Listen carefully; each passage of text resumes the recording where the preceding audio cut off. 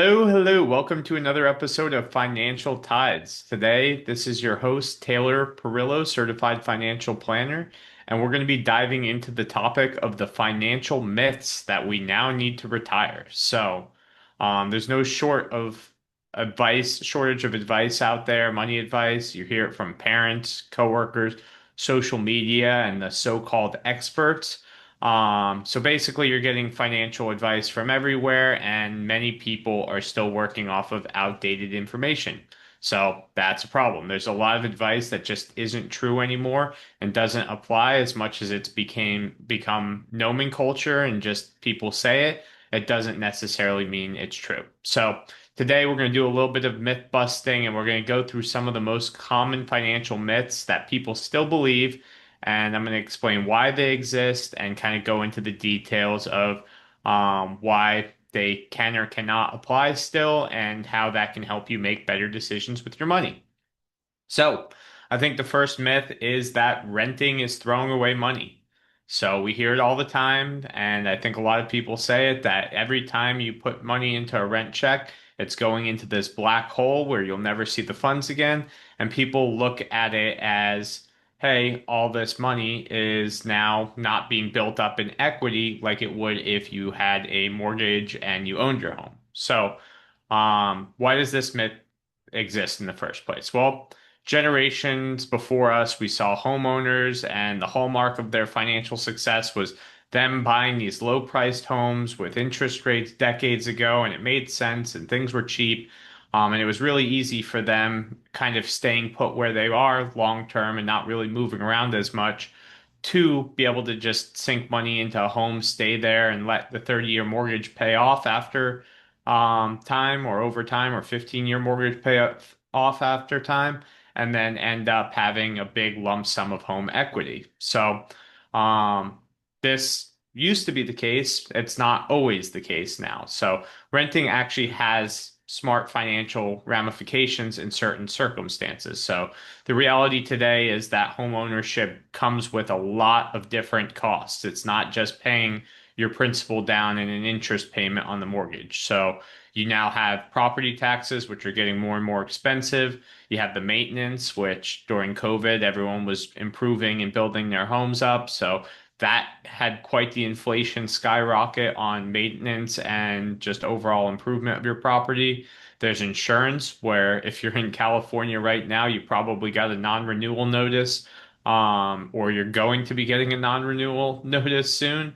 And basically, we're down to one, maybe two major insurance companies that actually insure in California, which means they've kind of monopolized the space. So when I got my non-renewal notice because of fire risk, my insurance is going up six times what it was last year.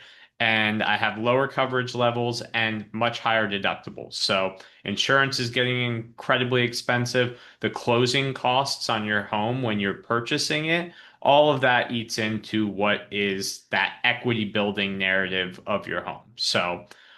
There is times when renting makes sense, especially early in your career. You may be relocating for better opportunities, larger paying roles, and kind of just bouncing around. And also, you may be moving into different phases of life where you're going to need bigger homes and different sized homes. It's very different when you're, for my sake, a young bachelor and have a property short term and need to move then into a larger property when I'm married and starting a family. That's one of the cases where if you're paying closing costs and the house isn't really appreciating a ton in value over that period of time, you may be eating into your equity anyway instead of just paying a rent, which may be typically cheaper, at least right now. So another case, preferring flexibility over a long-term commitment, kind of the same thing, growing a family, growing a career. You may not want to be locked into a long-term commitment with all of the extra expenses when you could be paying less expensive and then have a bit more flexibility. And then if you're still building an emergency fund or paying off high interest debt, it makes much more sense to not have the burden of an actual mortgage. And that's just because at this point, if something occurs on a property that you own, you're going to have to pay for that maintenance. Where if you're renting a property and something happens, the property owner is paying for it. So if you don't have an emergency fund, it probably still makes sense to rent. So really the big takeaway on this myth is that housing isn't good or bad, whether you rent or own. You just have to make sure it's supporting what your financial goals are right now and doing what makes the most sense for your financial plan. Myth number two, you should always be paying your mortgage off early. So, this isn't the case always. Paying off debt feels great emotionally, and it could be a path to financial freedom, but it's not always the most efficient financial move. And the reason being, and where this originally came from, mortgage rates used to be 13% higher, came down to 11, tens for a while, but basically when you had debts that were at that rate, it was really hard not to retire, and it was really the cost of interest was much higher on mortgages. So everyone always said, you got to pay off your mortgage, you got to pay it off as quick as possible. Now there's the opportunity cost factor. So your mortgage rate's down 3, 4% if you got in at the low, even going up to 6%, 7% if you got in more towards the peak now. You always will have an opportunity to refinance if the rates come down. If you're locked in at 3 or 4%, there's almost I wouldn't say almost, but there's plenty of different options that you can find out and get a similar rate of return to 3 and 4% out there with money market rates being around 3.5% right now. And other investment options that if you're over a 30-year mortgage, if you're investing into a long-term investment that's about 30 years time horizon also, you can get much better return over that period of time instead of paying additionally onto your mortgage. So opportunity cost is kind of the goal here of we're looking for long-term results that can outpace a long-term mortgage, which we think there's plenty of options out there to do. So this really comes down to it being a myth because it's really about the emotional piece of it versus the mathematical logic. So it's okay to be debt free if it helps you sleep better at night, but you are giving up some growth potential. So that's the big thing, and where we have to balance it out and make sure it makes sense for you is which do you need? Do you need more of the growth potential, or do you need more that sleeping better at night portion of not having the debt hanging over your head? So, the balance point is figuring out if you can refinance down the road to lower your rate. Make sure you're contributing enough to your retirement, getting your employer match before you pay extra on your mortgage because you don't want to be giving up free money. And then avoid using every extra dollar for the mortgage and putting yourself in a position where you are in a liquidity pinch. So we don't want you to say, hey, I only have $1,000 saved to my name and I'm putting every penny in that I'm making extra into the mortgage because then, God forbid, a emergency comes up, you end up in the position where you do not have the ability to pay that emergency. You end up putting it on a 15 to 30% credit card. And now instead of having the 3, 5, 6, 8% mortgage interest debt that you had, you're now having 15 to 30%. So paying off debt early is a choice. It's not a rule. I think that you can do either and whatever makes you feel best. But I don't think that you can hard and fast say that you 100% have to pay your mortgage off before you retire and you have to pay it off early as a financial strategy anymore. Myth number three, carrying a balance on your credit card helps your credit score. So we hear this one a lot that it shows that you can make the payments and be responsible with the debt, but it's not going to help your credit score. What really affects your credit score is a couple things. Payment history, which is meaning that you're paying on time. This is the most important. You always want to at least make your minimum payment. That will help your credit score. But credit utilization is where people go wrong on this. Carrying a balance is using your credit utilization. So credit utilization, if you're under 10%, it's going to affect your score in the greatest way. If you can keep it below 30%, you should always be doing that. But carrying that balance is just going to make your credit utilization look worse, which will actually not help your score. And then another part is just the length of your credit history. and the account diversity of the different credit types. So that's not as big of a factor here as much as it is the credit card company does not want you to be carrying a balance, especially if it's going to push your credit utilization higher because you're using up most of your credit line. So this myth has kind of spread and people confuse using a credit card with carrying a balance. So carrying a balance means you're not paying it off 100% month to month, which means, again, that credit utilization is coming into play. But spending on a credit card and paying it off every month will improve your credit score. So that's showing that you could handle and pay off debt. So people confuse the two. So smart credit strategies is using your credit card for any normal expenses, only spending what you can afford to pay off at the end of the month, and then paying it off in full at the end of each month. You can set up an auto pay to avoid missed payments, and then keep old accounts open to maintain that credit history and not lower your credit score. But remember, credit cards can be a trap if you get into the habit of spending money that you don't have. You have to be very intentional with the amount you spend on your credit card. It can create a sense of fake money because you're not seeing any dollars come and go. And then at the end of the month, you could very easily have a bill that's bigger than what you can pay off and end up carrying credit card debt. So you should never have a credit card if you can't have the self-discipline to spend less than what you take in on it. So the big takeaway here, use credit as a tool. Don't let it be a trap. Good credit habits don't cost you any interest, but bad ones will. So be very careful with the use of credit cards, but don't think that carrying debt on them is improving your credit score. That is not true at all.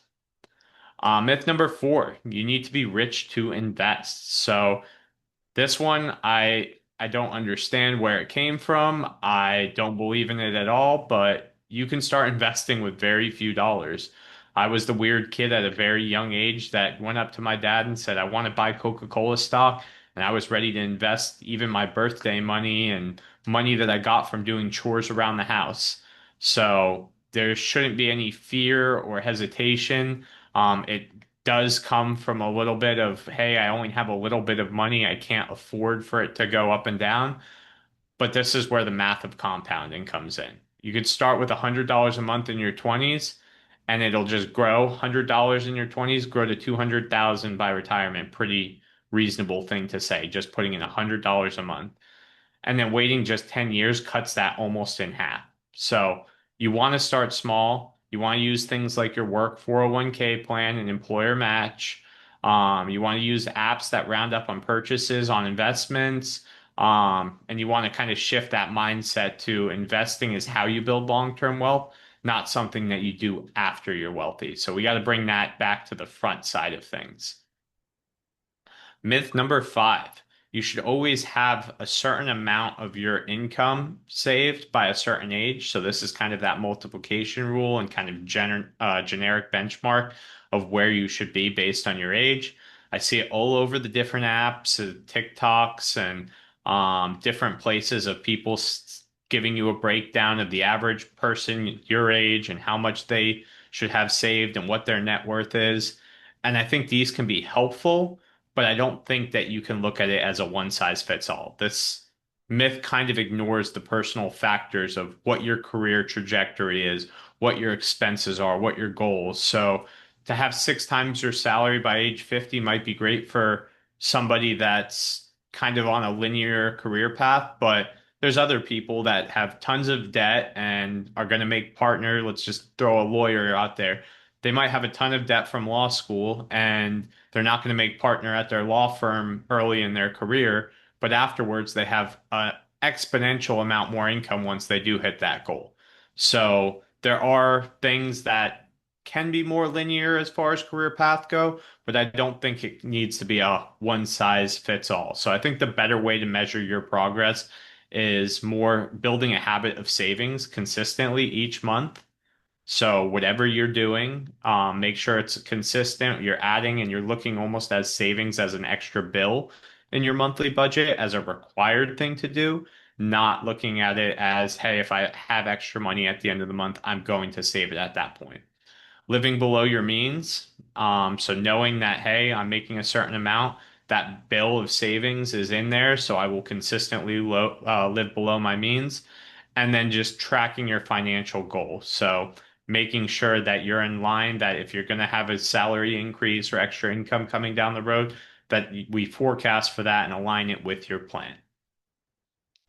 Next is that financial advisors are only for the wealthy. So the best time to actually start working with a financial advisor like myself is when you are trying to build your fortune. There's a lot of money mistakes, a lot of ideas, and a lot of things that people just don't know.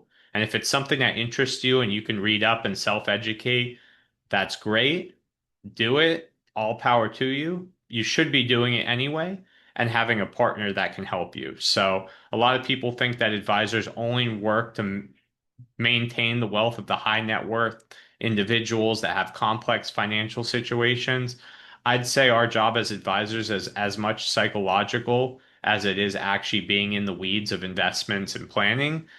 And that psychological aspect comes into play of making smart financial decisions along the way to help build your wealth as it does maintaining and properly utilizing your wealth. So, advisors can help with budgeting, benefits, debt payoff, goal strategies, not just investments. So, some of the benefits of early career is just also that we can help with employer benefit strategies. We can help you build the financial habits that compound over time. And then, yeah, we could help you avoid the costly mistakes that may set you back a few years at a time, each one you make. So, takeaway here, you do not have to be rich to have a plan. You need to have a plan to get rich. So the sooner you start that, the better off you will be, and have trusted resources in your corner that can help you with that. The last and final myth is one that I think we see often working with some of these clients that feel that there's only really two options, and that's retirement means that you stop working entirely. So there is not a hard and fast thing that once you retire, you have to be done with work. So retirement today looks different. It's more about freedom and flexibility than it is a full stop.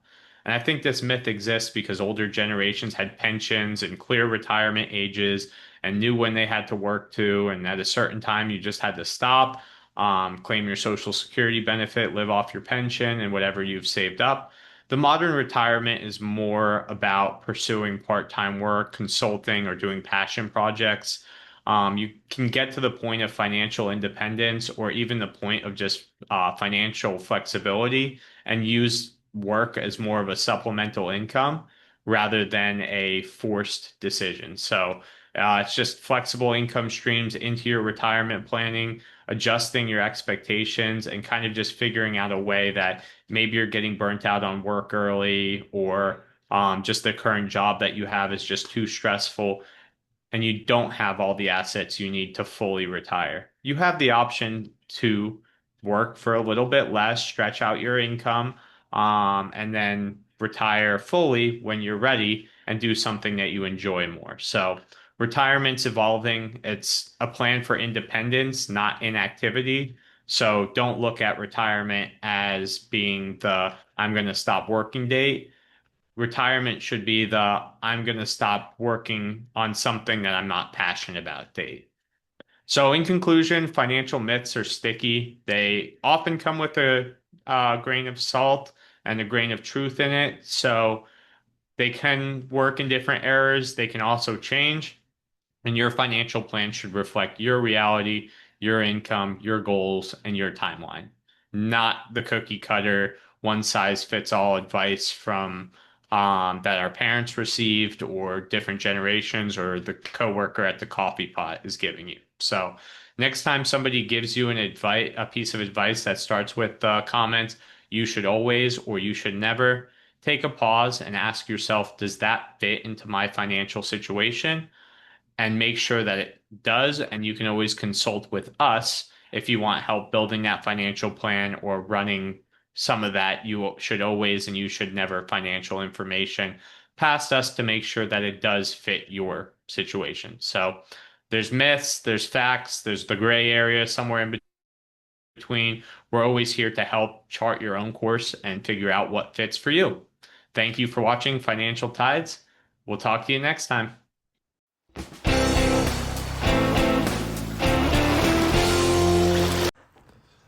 John Perillo and Taylor Perillo are financial advisors offering securities through Cetera Advisors LLC, a registered broker-dealer, doing insurance business in California as CFGA Insurance Agency LLC, member FINRA/SIPC. Advisory services offered through Cetera Investment Advisors LLC, a registered investment advisor.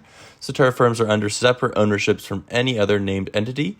California insurance licenses number 0F60123 and 0M90666, 6265 Greenwich Drive, Suite 251, San Diego, California 92122. The views depicted in this material are for information purposes only and are not necessarily those of Cetera Advisors LLC. They should not be considered specific advice or recommendations for any individual. Neither Cetera Advisors LLC nor any of its representatives may give legal or tax advice.